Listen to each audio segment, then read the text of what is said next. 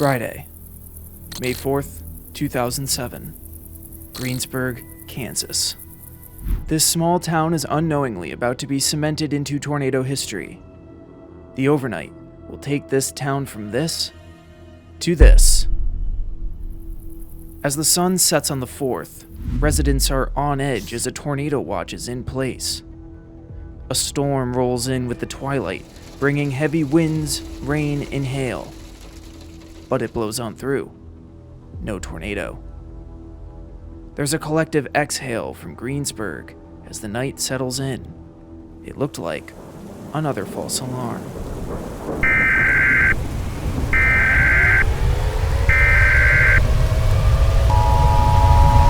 The National Weather Service in Dodge City has issued a tornado warning for Kiowa County. Meteorologists were tracking a confirmed large and extremely dangerous tornado 14 miles south of Greensburg.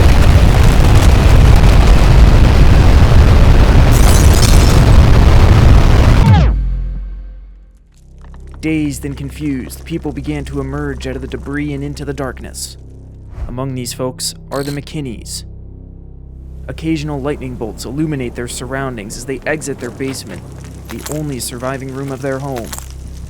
Trying to get their bearings, they look for any identifiable feature around. A full 360-degree turn reveals the unimaginable. There is simply no more town. The realization sets in that their neighbor, Kelsey Schroth, was home alone with her infant son, in a home without a basement.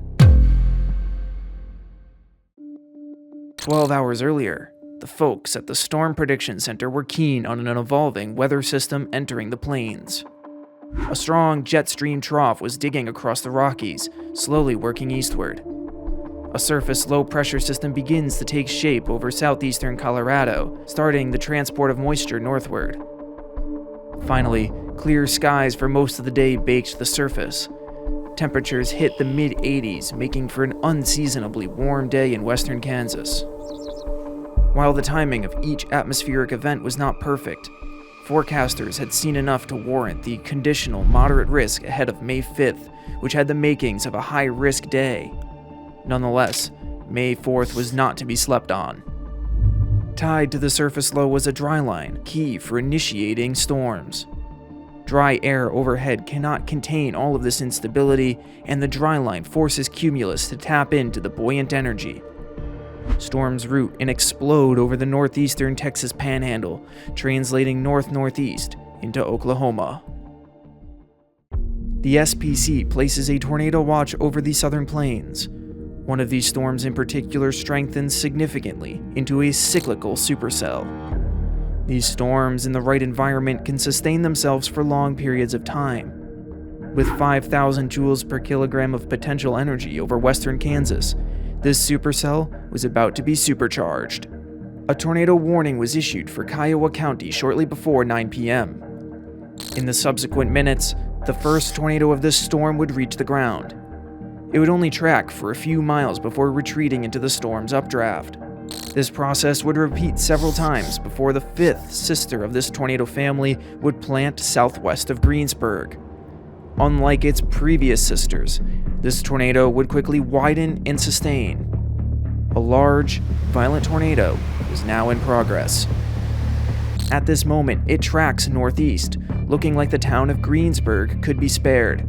Nonetheless, sirens begin to sound in the town as storm chaser Mike Scantlin closes in from the south. Lightning illuminates the outline of the tornado, revealing the gravity of the situation.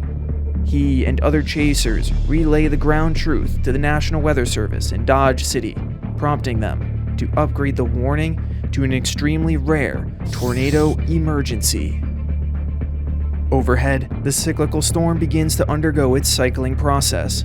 The updraft decouples from the parent storm and it is sheared into a leftward turn, steering it onto a northerly collision course for Greensburg. Shortly before 10 p.m., the tornado impacts town. The McKinneys rush to their basement as their world above is mowed over.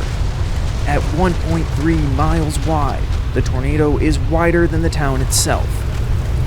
A few minutes feel like hours for Greensburg, but eventually the occlusion process takes over and ends the tornado only 2 miles north of town. As the community reels in the immediate aftermath, Dennis McKinney's attention quickly turns not to his own home, but the well-being of neighbor Kelsey Schroth and her 9-month-old son. Schroth's brick home has been reduced to a kitchen island and a fireplace. Nothing more. A voice calls out from a pile of debris north of the slab. Removing collapsed walls from the walk-in closet, the McKinneys find Kelsey and her son, miraculously alive with minor injuries. Meanwhile, the supercell's show is far from being over. Another significant tornado would plant southwest of Trousdale, Kansas. This EF5 would expand to a jaw-dropping 2.2 miles wide, an extra half-mile wider than the Greensburg tornado at its peak. The leftward occlusion that doomed Greensburg ultimately saved Trousdale, while to the east, another wide EF5 would narrowly miss Hopewell. As the clock flipped over from May 4th to 5th, this supercell refused to quit, producing more sporadic tornadoes an astounding 8 hours after its initiation. By storm's end, a total of 22 tornado sisters were spawned by this unprecedented cyclical supercell. Morning daylight in Greensburg revealed an apocalyptic scene. Over 900 structures had been damaged by the tornado, accounting for 95% of the town. A place once littered with trees now presents de-limbed trunks with bark peeled away. Out of Greensburg's population of 1,500, there were 11 fatalities and 63 severe injuries, a shockingly small metric for the incredible damage inflicted, likely attributed to the advanced lead warning time from forecasters and storm chasers. Another 2 fatalities occurred in the Hopewell and Maxville EF3s, bringing the Greensburg supercell's final tally to 13. To make things worse for the people and first responders of Greensburg, the weather seemed to taunt them. May 5th brought with it a high risk from the Storm Prediction Center. Even more tornadoes were in the forecast for western Kansas. At 7 p.m., a tornado was reported 8 miles south of town. Their nightmare of last night reignited as a tornado warning was once again put in place for Greensburg, followed by an EF1 that was less than 2 miles to the west of town. Tornadoes simply could not avoid Greensburg. 2007 saw the implementation of a radical new rating system for tornadoes. The enhanced Fujita scale greatly expanded the scope of damage classification. Greensburg was now the ultimate test for this new EF scale. Meteorologists and engineers meticulously pored over the damage, documenting and classifying each structure to paint a picture of what happened. The end result was the first ever EF5 rating, with peak estimated winds of 205 miles per hour. Once the dust settled, the recovery of Greensburg took root in opportunity. Over several years, they took their town name more literally by implementing advanced climate-conscious design with their new building developments. While Greensburg sure became greener over the years after the tornado, it's still evident today that the town was not what it once was. Greensburg's population sits at 50% of what it was on May 4th, 2007, as many empty lots and subtle reminders of the tornado remain in this town in America's heartland.